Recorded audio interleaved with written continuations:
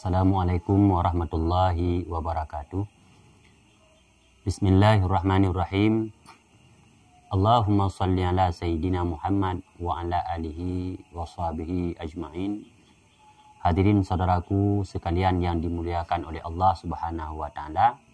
InsyaAllah pada kesempatan kali ini, pada video kali ini, kami akan memperkenalkan kepada saudara-saudara sekalian tentang tanaman yang disebut dengan kembang telang atau yang disebut dengan si mata biru.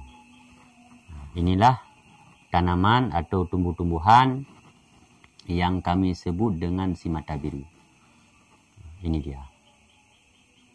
Nah, untuk alasannya kenapa tanaman ini atau tumbuh-tumbuhan ini disebut dengan si mata biru atau si biru cantik, ini karena bunganya yang biru dan bentuk bunganya pun ini agak sedikit berbeda. Ini bentuk bunganya bersifatnya bagaikan melambangkan wanita. Maka kami sebut bunga ini si mata biru atau si biru cantik, si cantik biru. Cuman tumbuhan ini yang umum dikenal dengan kembang telang. Dan apa saja manfaat atau faedah yang dapat kita petik, yang dapat kita ambil dari tumbuhan ini, maka saudaraku tetaplah bersama kami, ikuti kami terus dan usahakan nonton video ini sampai habis sehingga saudaraku yang dimuliakan oleh Allah dapat mengambil natijahnya, dapat mengambil intisarinya sehingga bisa bermanfaat untuk kesehatan kita. Nah, saudaraku yang dimuliakan oleh Allah Subhanahu wa taala, yang pertama sekali tanaman si mata biru ini atau si bunga biru ini, yang pertama sekali ini tanaman yang sangat efektif untuk pencegahan atau untuk pengobatan penyakit yang namanya dengan kaki gajah. Saudaraku mungkin kenal bentuk daripada penyakit kaki gajah ini adalah kakinya yang besar. Sehingga penyakit ini disebut dengan penyakit kaki gajah. Ini yang pertama. Dan yang kedua, tanaman ini juga mampu mengobati bengkak. Jika kita terbentur, tangan kita terbentur atau kejepit atau dengan keseleo sehingga kaki atau pergelangan atau organ-organ tubuh kita bengkak, ini sangat efektif untuk menghilangkan bengkaknya. Dan yang selanjutnya, tanaman ini juga mampu menyembuhkan pendarahan. Artinya wanita atau perempuan yang habis bersalin ini terus pendarahannya terus.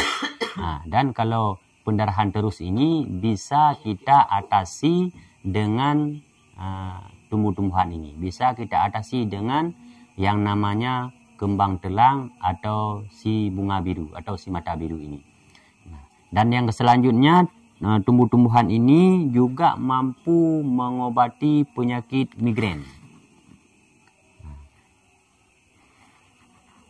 Dan selain itu, tumbuh-tumbuhan ini juga mampu menyehatkan kesehatan mata.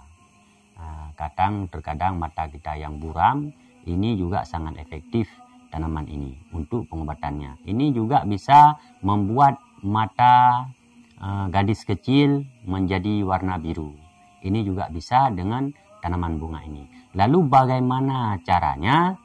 Tetaplah saudaraku ikuti video kami sampai habis sehingga apa yang kami sampaikan ini tepat kepada sasarannya dan sesuai dengan tujuan kita semua. Nah, saudaraku yang dimuliakan oleh Allah Subhanahu wa taala, tanaman ini tidaklah langka. tanaman ini atau tumbuh-tumbuhan ini yang bersifat batangnya ini menjalar. Batangnya menjalar seperti ini.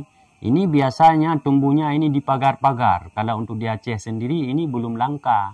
Ini masih mudah untuk kita dapatkan. Karena tumbuhan ini mudah dia tumbuh dan cepat dia berkembang. Ini terkadang ini pun yang kami petik. Nah, ini di pagar rumah. Nah, di pagar rumah ini yang kami petik tadi. Saudaraku bisa melihat di dalam video ini ada pengambilan waktu kami ingin mengambilnya, ada kami buat rekaman. Saudaraku bisa melihatnya langsung. Seperti apa dan bagaimana tumbuhan ini hidup. Karena tumbuhan ini sangatlah mudah untuk hidup dan sangat mudah untuk didapatkan kalau untuk di Aceh sendiri. Cuman kalau di tempat saudara-saudaraku sekalian, saya tidak begitu paham seperti apa tumbuhan ini akan tumbuh. Namun tumbuhan ini sangatlah mudah untuk kita tanamkan dan sangatlah mudah untuk kita budidaya. Dan juga sangat banyak manfaatnya bila saudaraku ingin membudidayakannya. Ini sangat efektif untuk penyembuhan. Yang pertama, penyembuhan bagi gejala si kaki gajah. Ini sangat efektif kalau ada saudara kita yang sakit. Ini ada terjadi bengkak di kakinya untuk penyakit kaki gajah di awal-awal. Waktu masih gejala, ini sangat-sangat efektif untuk penyembuhannya. Cuman caranya tetaplah ikuti kami. Di sini kita akan mengupasnya. Di sini kita akan membahasnya satu persatu secara detail. Nah, saudaraku yang dimuliakan oleh Allah Subhanahu wa Ta'ala. Nah, yang pertama sekali, bagaimana caranya untuk kita mengatasi gejala awal penyakit kaki gajah dengan menggunakan tumbuhan ini. Nah, yang pertama di sini kita cari tumbuhan ini dulu dan kita ambil akarnya.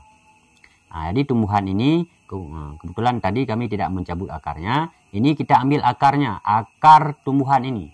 Akar si bunga biru ini, akar si kembang telang ini, kita ambil akarnya. Ini lalu kita rebus dengan air. Cuman kalau untuk kadarnya kita ambil akarnya sebanyak satu genggam erat segini, lalu kita rebus dengan air. Kadar airnya dengan kadar 500 ml. Maka ketika mendidih, kita angkat air itulah yang kita minum pagi dan sore. Kita terus minum pagi dan sore. Kita lihat perkembangan setelah 5 hari. Ini pasti akan nampak hasilnya. Kalau kita bilang di awal gejala penyakit kaki gajah ini mesti terasa. Dia mengecil dan kaki kita terasa ringan. Ini untuk cara menangani penyakit si kaki gajah dengan mengkonsumsi akar kembang telang atau akar si bunga biru atau si cantik biru. Dan kemudian selain daripada itu, tanaman ini juga sangat efektif untuk kulit bengkak atau kita kaki ataupun tangan kita terbentur dengan sesuatu sehingga muncullah bengkak. Baik itu kepala, tangan, kaki, lutut dan sebagainya. Bila terjadi pembengkakan akibat terbentur atau terjadi pembengkakan akibat terjepit atau terjadi pembengkakan akibat tergilir. Nah, cara atasinya ini kita ambil daunnya. Daun dedaunan ini kita ambil dedaunan ini yang masih muda. Pucuknya kita ambil pucuknya yang muda dan kita ambil bunganya yang belum mekar. Kita ambil bunganya yang belum mekar seperti ini. Ini bunga yang belum mekar dan ini juga bunga yang belum mekar dan daun yang muda seperti ini. Setelah kita ambil daun-daunan yang muda ini, kita masukkan ke dalam tempat tumbuk atau kita blender. Contohnya seperti ini, tutorialnya seperti ini. Setelah kita masukkan ke dalam wadah atau ke tempat blender atau ke tempat tumbuk, ini kita tumbuk. kita tumbuk ini dengan menggunakan air. Yang tujuannya yang kita tumbuk ini supaya menjadi halus. Kita tumbuk sampai halus dengan menggunakan air. Contohnya seperti ini. Seperti ini, ada yang sudah setengah halus kami tumbuk seperti ini. Contohnya seperti ini. Dia berair seperti ini. Kita kasih sedikit air, lalu kita tumbuk ini sampai benar-benar licin. Kemudian setelah benar-benar licin, ini baru kita menggunakannya untuk bengkak, untuk kaki kita atau tangan kita yang terbentur sehingga bengkak. Cuman ini kita tambahkan sedikit garam dapur. Kita tambahkan, kalau untuk kadar yang daun ini yang kita tumbuk atau yang kita blender sebanyak 1 sendok makan ini yang sudah halus, ini kita gunakan garam sedikit saja agar terasa asam sedikit, terasa asin sedikit. Dengan kadarnya mungkin setengah atau 1/3 sendok teh. Kita manfaatkan garam, kita gunakan garam 1/3 sendok teh, lalu kita hancurkan atau kita tumbuk daun ini hingga benar-benar licin. Nah, setelah licin, berair dia seperti ini. Inilah yang akan kita tempelkan pada anggota tubuh kita, baik itu tangan, kaki, dan sebagainya yang sudah bengkak dengan akibat terbentur atau akibat terjepit atau akibat daripada tergilir. Inilah cara mengatasinya. Insya Allah tidak lama. Dalam jangka beberapa jam, sekitar kalau misalkan kita obati di sore hari, insya Allah di pagi hari sudah nampak hasil dari faedah tumbuh-tumbuhan ini.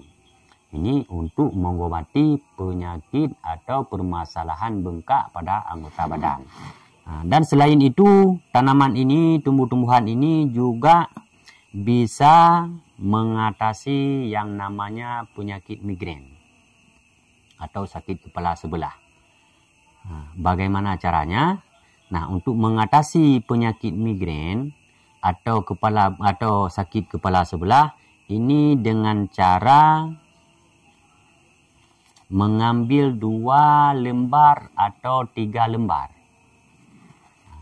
Kita ambil 2 atau 3 lembar seperti ini. Ini kita ambil yang muda. Seperti ini contohnya. Ini langsung kita bersihkan. Kita cuci dengan air hingga bersih. Kita cuci dengan air hingga bersih. Kemudian langsung kita kunyah.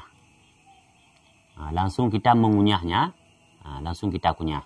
Ini kita lakukan setiap hari.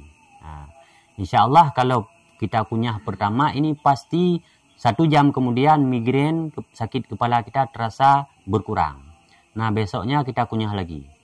Hingga 3 hari ataupun lebih, insya Allah migrain ini tidak akan kembali jika kita mengkonsumsinya atau mengunyahnya secara rutin. Cuma yang kita yang telan itu bukanlah daun ini, hanyalah yang kita telan ini saripati daripada daun ini dapat mencegah penyakit migrain. Ataupun tidak kita kunyah langsung, boleh juga dengan cara kita mengambil daun ini yang kadarnya agak sedikit banyak, kira-kira dapat kita tumbuk atau kita masukkan ke dalam blender.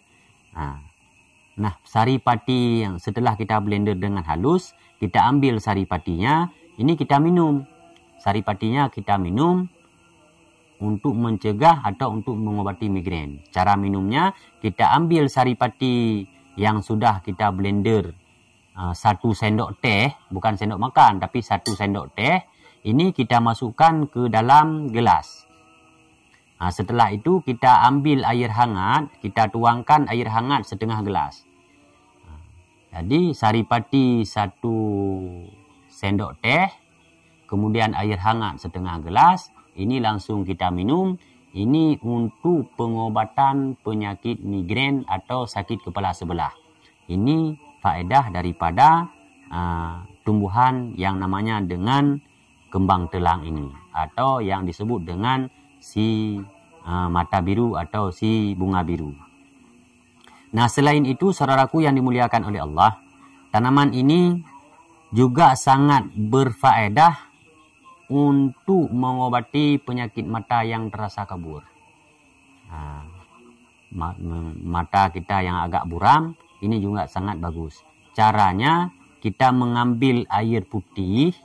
Kita ambil air putih 1/4 dari gelas ini. Kita ambil air putih 1/4 gelas.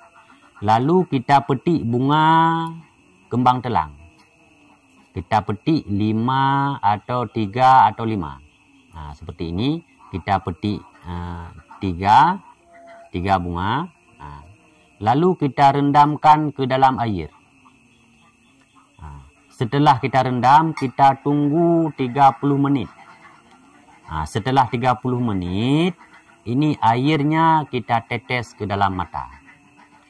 Air ini langsung kita tetes ke dalam mata. Tetesnya boleh pakai alat penetes, juga boleh pakai bunganya langsung. Kita tetes ke dalam mata, insya Allah matanya akan kembali, pandangan mata akan kembali normal seperti sebelum mengalami penyakit yang namanya dengan buram penglihatan.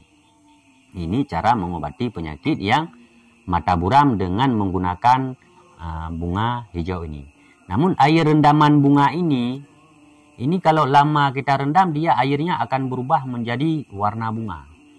Nah, ketika air menjadi warna bunga, ini air yang sudah menjadi warna bunga ini, kalau kita tetes ke dalam mata si bayi yang masih kecil atau gadis yang masih kecil, ini mata dia akan berubah menjadi warna biru. Jadi tidak perlu pakai lensa mata untuk mengubah mata gadis menjadi biru, cukup dengan bunga ini.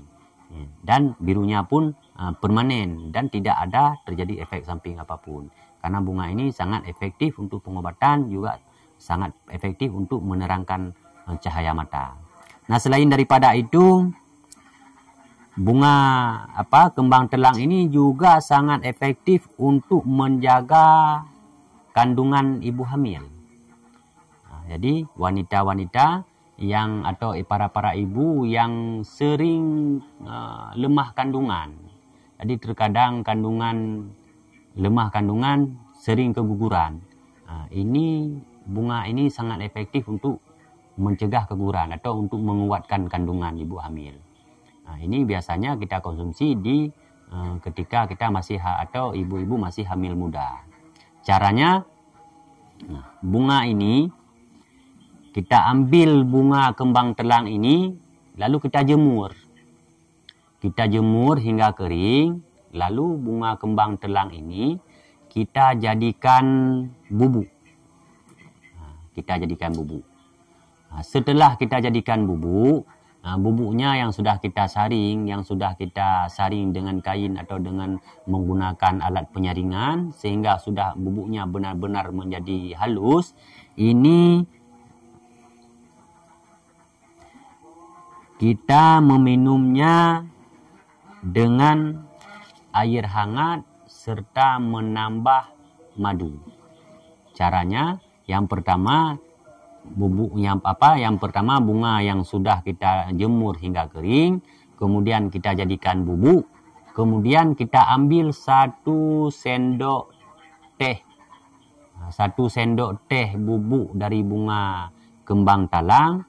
Ini kita masukkan ke dalam gelas, lalu kita isikan airnya setengah gelas. Setelah kita isi air hangat setengah gelas, kita aduk, lalu kita tambahkan 1 sendok makan madu. Lalu kita tambahkan 1 sendok makan madu, lalu kita aduk hingga rata, kemudian ini langsung diminum. Kalau sering diminum bubuk dari bunga kembang telang yang menggunakan madu, ini sangat efektif untuk menjaga kandungan ibu hamil yang masih muda. Ini dapat mencegah keguguran atau dapat menguatkan kandungan ibu hamil. Inilah beberapa faedah atau wasilah dari tumbuhan ini yang telah kami sampaikan kepada saudara-saudaraku sekalian. Namun tanaman ini memang terkadang kita merasa ini hanyalah sebatas melihatnya, hanya sebatas keindahan karena dia memiliki bunga yang indah. Tapi Allah menjadikan tumbuhan ini bukan saja sekedar untuk mengindahkan pandangan mata, namun tanaman ini juga sangat berguna untuk kesehatan kita. Maka saudaraku, bunga ini bisa kita budidayakan karena dengan cara menanamnya pun tidak begitu sulit. Tinggal kita tunggu bunga-bunganya berubah menjadi buah. Kemudian biji dari buah inilah yang akan kita semai. Kemudian kita tanam, kita budidayakan dengan bagus. Karena tanaman ini sangat banyak faedahnya. Sangat banyak faedahnya. Bahkan bunga ini juga bisa meningkatkan daya kecerdasan. Juga bisa meningkatkan sistem saraf. Dengan cara kita membubukkan bunga ini menjadi bubuk. Lalu kita minum dengan madu. Ini selain menjaga kandungan ibu hamil yang masih muda, juga dapat mencerdaskan pikiran atau dapat meningkatkan taraf saraf. Dan bubuk ini juga sangat efektif untuk menetralkan wanita yang tidak teratur menstruasi. Para wanita yang ketika datang bulan atau yang disebut dengan menstruasinya tidak lancar, tidak sesuai, ini bubuk kembang telang ini sangat efektif. Dan bentuknya pun ini melambangkan gadis. Ini sangat efektif untuk melancarkan menstruasi wanita yang biasanya kadang terlambat bulan atau tidak teratur. Jadi saudaraku yang dimuliakan oleh Allah, maka tetaplah bersama kami dan tetap ikutilah video-video kami dengan cara subscribe dan dengan menekan lonceng, karena di dalam video kita akan selalu mengupload, akan selalu memberikan informasi seputaran tumbuh-tumbuhan yang tumbuh di pekarangan rumah atau yang tumbuh di sekitaran kita yang sangat efektif untuk kita jadikan obat herbal untuk kesehatan kita. Marilah kita hidup secara alami agar hidup ini menjadi lebih nikmat. Mungkin hanya inilah yang dapat kami sampaikan di dalam tayangan kali ini. Lebih dan kurang kami mohon maaf. Wassalamualaikum warahmatullahi wabarakatuh.